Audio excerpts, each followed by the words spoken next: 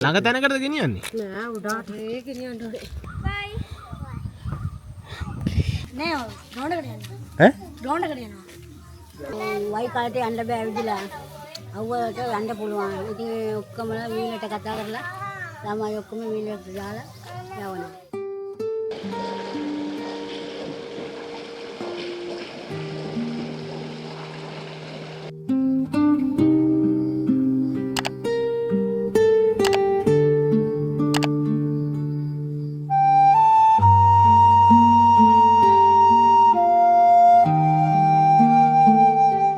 දේවතුත් මහ කඳුත් අතර සැඟවුණු කාලයත් එක්ක හෙමින් හෙමින් හුස්ම ගන්න පුංචි ගම්මානයක්.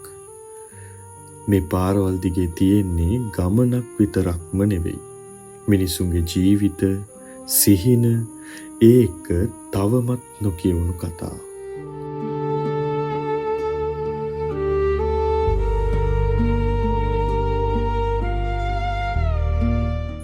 අද අපි යන්නේ අන්න ඒ කතා අහන්න.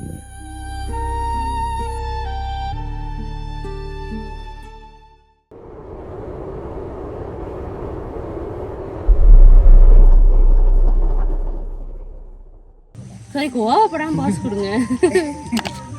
வாசன் கொடுங்க. ஐயோ நாட்டி. Thank you. மூணு கொண்டாங்களா? Thank you. Thank you.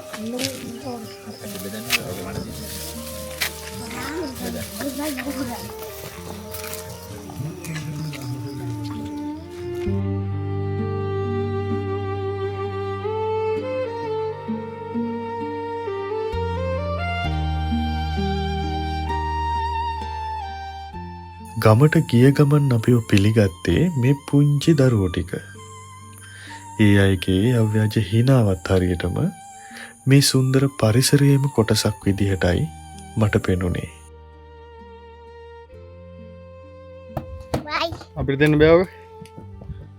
මට දෙන්න බෑ ඔක. දෙන්නකෝ මට ඔය කලින් ඕනේ.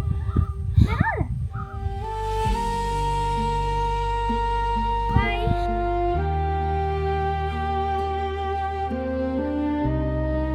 ඉස්කෝලේ යන්නේ කොහමද ආච්චි? වයි කාලේ යන්න බෑ ඇවිදලා. අවුවට යන්න පුළුවන්. ඉතින් ඔක්කොම වීලට කතා කරලා ළමයි ඔක්කොම වීලට දාලා යවනවා. එහෙම තමයි යවන්නේ. නැත්නම් කරදරයි. මේ කරදර තියෙනවද මොනවන්නේ?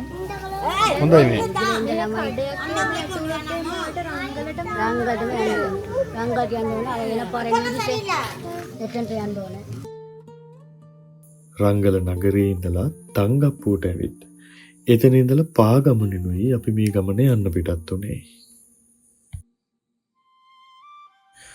මේ පාරවල් අපිට සුන්දර දර්ශන ගෙනාවත් මේ ගමේ මිනිස්සුන්ට ඒව දිනපතා ගමන් කරන ඒ අයගේ ජීවිතේ කොටසක්. පාසලට යන දරුවගේ සිට බඩුමුට්ටු රැගෙන එන වැඩිහිටියා දක්වා මේ පාරවල් ඔවුන්ගේ ජීවිතේ අනිවාර්ය කොටසක් වෙලා.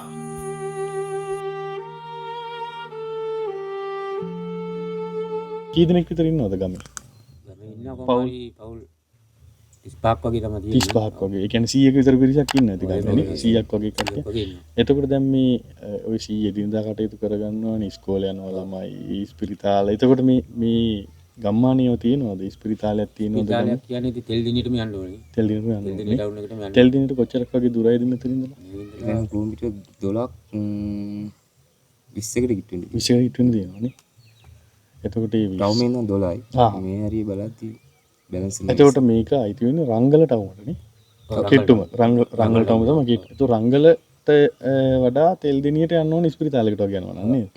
හරි. එතකොට දැන් සාමාන්‍ය ඉස්කෝල වගේ ඉස්කෝල පහසුකම් කොහොමද තියෙන්නේ ළමයින්ට උදේ හවස ඉස්කෝලේ යන්න බස් යනවද මේ පාරේ දැන් බස්සෙම නෑ නෑ වීල් වල තමයි යන්නේ නේ. හා.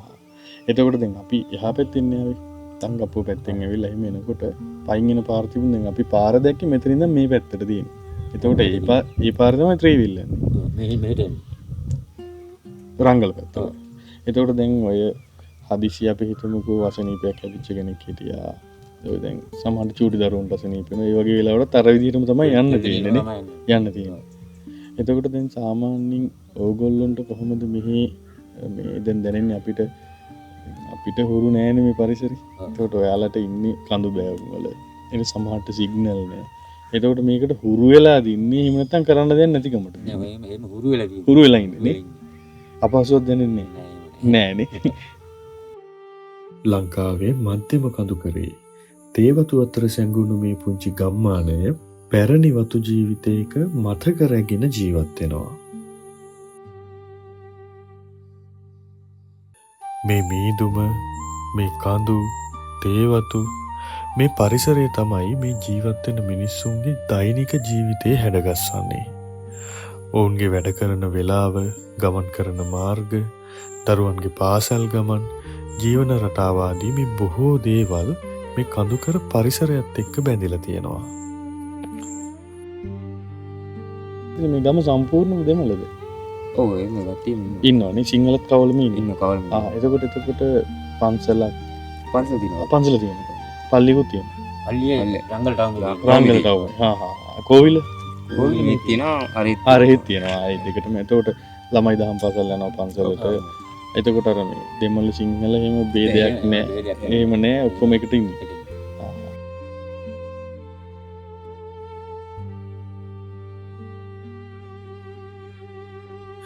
කඳුකරේ ජීවිතේ හැමදාම පහසු නෑ.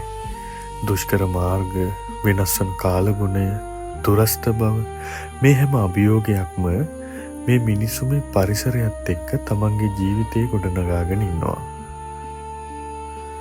කඳු අතරින් හමන හුළඟ, ගලාගෙන යන සීතල ජලය මේ දේවල් මේ අයම ජීවත් කරනවා.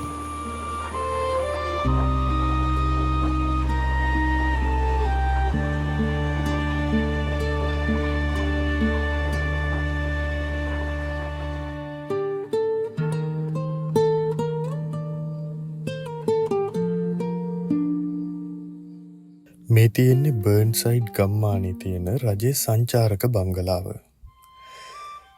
මේවා රජයට පවර ගන්න කලින් මේ අවට තිබුණු තේවතු වල හිමිකාරීත්වයේ දරු බ්‍රිතාන්‍ය ජාතිකයෙකුට අයිති වෙලා තිබුණු ඒවා. වසර ගණනාවක්ම පැරණි බව අදටත් මේ ගොඩනැගිලි දැක්කාම කියන්න පුළුවන්. ඒ බවට තවත් නිහඬ සාක්ෂියක් තමයි මේ බංගලාව ඉදිරිපිට ඇති දැවැන්ත කවුරිගස. අවුරුදු ගානක අතීතයේ ඉඳලා මේ කවුරිගස මේ ගම්වැසියන්ගේ සිනහව කඳුළු දැක දැක තවමත් අහස සිපගෙන බලාගෙන ඉන්නවා.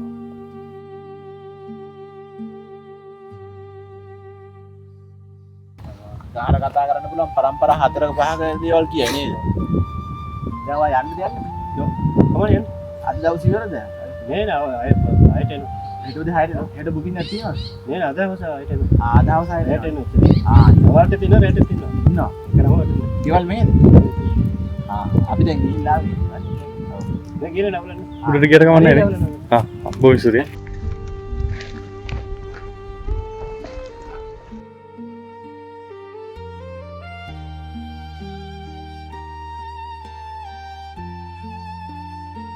මාමා අර ලොකු ගහ මොකද අර ලොකු ගහ ඒක අයියා දෙමළෙන් ගන කප්පල් මරන්නේ අර මේ කප්පල් කියන්නේ මේ නැව් හදන්න ඔය ගන්න නෙව ඒවටද ඒවට ගන්න එකද කප්පල් කියන්නේ නෙවුරට කප්පල් ගකින් දෙමළෙන් සිංගල් නම් නෙවද කරගන්නේ නැව් ගහ වගේ තමයි කියන්නේ. මෙතන කොච්චර පරන්නේ ඒක අපේ අම්මෝ ආතු කපිල බලන්න කොච්චර ආතු වෙట్లా දිගේසේ එහෙමද දැන් මේ කොයි කියලා දෙන්නේ රොටි කියලා ඔය පිහිය කාටද වැඩ එන්නේ මොකද කරන්නේ අනිත් මේ අල දාල්ති රටේ අදාල්ති අල හදල මේ ඔක්කොම දැන් මේ වැට්ටි කියලා නේද උදේ යනවා හවස යනවා කැම්බින් දෙකින්නවා ගෙනියනවා මේ කොච්චර කල්ද මේ ඉන්නවා උදාහරණයක් අවුරුදු ගන්න ආවා මේ ගමවල තේවතු නැද්ද නෑ දැන් වත් දැන් වැඩ නැහැ කට්ටිය වැඩ නැහැ අඩුයි එනසාරත් තවන්නේ මම එනසක් තියෙනවා මේ කඳු අතර සැඟවුණු මේ පුංචි ගම්මානයේ ජීවිතය අපිට තවත් පාඩමක් කියලා දෙනවා. සුබාදහම සමග ජීවත් වීම කොයිතරම් සුන්දර වුණත් ඒ සුන්දරත්වයේ සමග අභියෝගත් එනවා. ඒත් මේ මිනිසුන් අභියෝගවලට මුහුණ දෙමින් තමන්ගේ සරල ජීවිතය රැකගෙන ජීවත් වෙන්න අරගලයක යෙදෙනවා. සමහර විට සැබෑ සතුට හොයාගන්න නම් තමන්ට තියෙන සහ නැති දේ ගැන මධ්‍යස්ථ අදහසක් තියෙන්නත් ඕනේ. ඒ වගේම තමයි මේ නිදහස විඳින්න මේ වගේ නිස්කලංක ගම්මානයකට ඇවිල්ලා සුබදහමට සවන් දීමෙන් උනත් ප්‍රමාණවත් වෙන්න පුළුවන්. මේ තමයි බර්න්සයිඩ් ගම්මානය. දුම්බර කඳු අතර තවමත් හුස්ම ගන්න තවත් අපූරු ගම්මානයක්.